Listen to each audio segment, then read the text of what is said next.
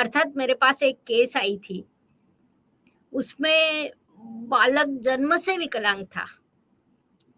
स्वाभाविक रूप से उसके माता-पिता को उसका विशेष ध्यान रखना पड़ता था।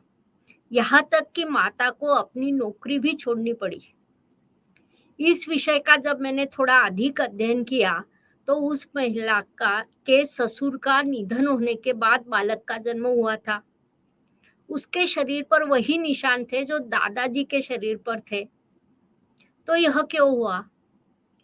उसके बाद धीरे-धीरे एक-एक चीज़ सामने आने लगी। ऐसी केस में हम नाम नहीं बता सकते हैं। बिल्कुल, बिल्कुल। लेकिन एक बात समझ में आई कि उस बालक के दादाजी ने खुदकुशी की थी। ओके। वह बालक भी कम समय के लिए अर्थात 6.5 साल तक जीवित रहा। उसकी मृत्यु प्राकृतिक पद्धति से हुई। उन 6.5 सालों में माता को अपनी नौकरी छोड़नी पड़ी थी। आगे एक बात और विशेष पता चली कि उसके दादाजी ने खुदकुशी का कारण सामने आया। लड़का और बहू दोनों नौकरी कर रहे थे। दोनों बूढ़े पिताजी से परेशान थे। वे दोनों उनसे बार-बार कहते थे कि आपके कारण हम काम पर ध्यान नहीं दे पा रहे। उसमें बहू के नौकरी के लिए ससुर का विरोध था। परिणाम स्वरूप उनके घर का वातावरण बिगड़ गया पूरा।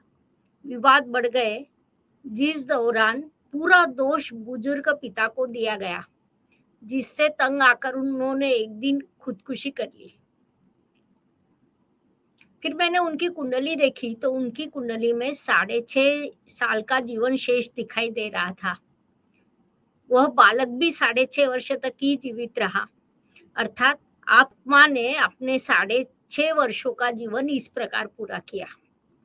मध्यकाल में जो कर्जा चढ़ गया था, जिस इच्छा की पूर्ति ना होने पर उन्होंने अपनी खुदकुशी की थी या लड़का और बहू ने कर्तव्य पूरा नहीं किया था, वह पूरा करवाने के लिए उस आत्मा ने पुनश्च जन्म लिया और तब उस महिला ने बच्चे के लिए अपनी नौकरी छोड़ी।